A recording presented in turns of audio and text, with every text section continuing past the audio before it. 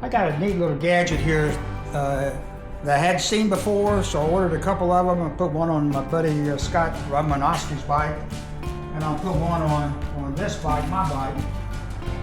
But what it does, it's a brake cooler, and it's made by a company called Nice CNC. They're a Chinese company, and this is one of the good companies.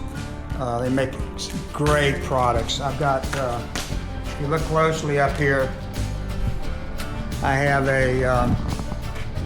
one of their footrests on there. It's a little bigger. I pulled it back a little bit so that it'd be easier for me to press it and everything. And to put this thing on, it's pretty simple. You got to do a few things, prior to putting it on. So I'm gonna pause this video for just a second and get the brake caliper ready, and then we'll come back. Okay, guys, I've cleaned up the pin. And by the way, when you buy a new set of pads, we get ours from EBC for the most part of the time. These actually have to be a set of stock pads that came, that were on the bike. Bike doesn't have that many hours on it.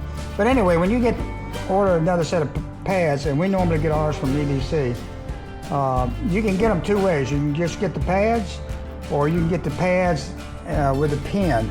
And I always suggest you go ahead and put a new pin in when you're redoing your brakes. These pins from the vibration and stuff like that will wear grooves in them and then not work properly, okay? And I'm sure some of you that have seen some of these bikes that got hours and hours on them, you'll see there's little grooves in there. It's the best thing to go ahead and replace that pin, and now you can buy it along with the brake shoes at the same time. Okay, so to do this thing, it's pretty simple. You simply put this in place where, and make sure it fits into the little slot in the back. This part right here, part where I got my thumb, that part there needs to be in the slots that are in the back. Get it in place, and then push your pin through everything again. Okay, I'm gonna do that. I'm gonna put this on pause for a second, and then we'll go from there. Okay, I'm back. I've installed the little brake cooler thingy, put the pin back in. I'm getting ready to put these little clips back in that hold the pin in place. Be sure when you put these in that they're turned inboard, like this one is. And I'll put this one in for a second. And it also is, if I can see you find the hole, I'll put it back in there.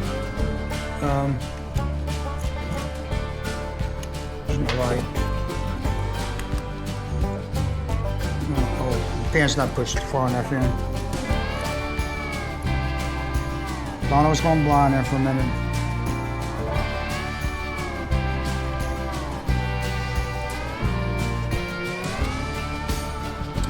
I was in the wrong place. Wrong whole place. Never done that before. Okay, there you go. There's the pins back in there in this little thing.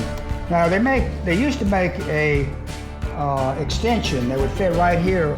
I thought that was a great idea. They also make them for up here on the master cylinder as an extension to help cool the fluid.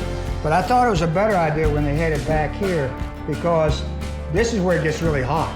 It doesn't get really hot up here. Now I guess maybe this oil pushes back and forth and it heats up and stuff like that, and it'll eventually cool if it's up here.